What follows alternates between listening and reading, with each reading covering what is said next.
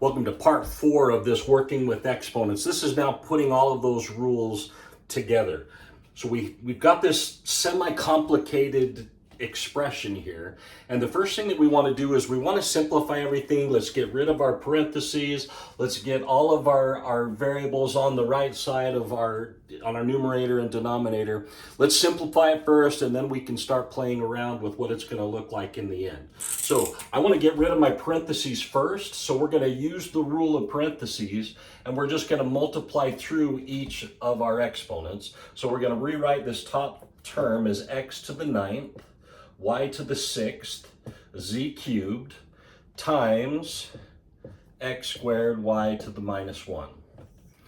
Down below, we're going to do the same thing with our parentheses here and rewrite this as x to the 4th, y squared, z to the minus 3, y squared. Now the next thing that I want to do, just to get everything so that we're all on the same page, I'm going to take each of my negative exponents and I'm just going to move them to the other side of our fraction. Okay, so we're going to rewrite this now as x to the 9th, y to the 6th, z cubed, x squared, and then I'm going to take this up and call this z cubed. You'll notice I'm keeping the same exponent, I'm just changing the sign.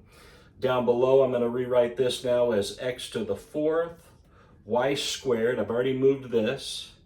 We have another y squared, and now we have y to the first power, or just y, when we change that to a positive 1.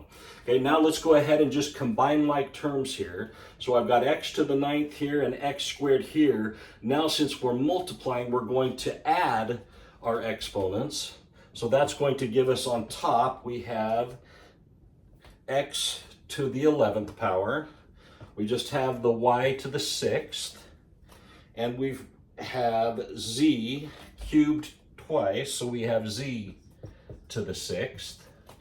Down below, we have x to the 4th.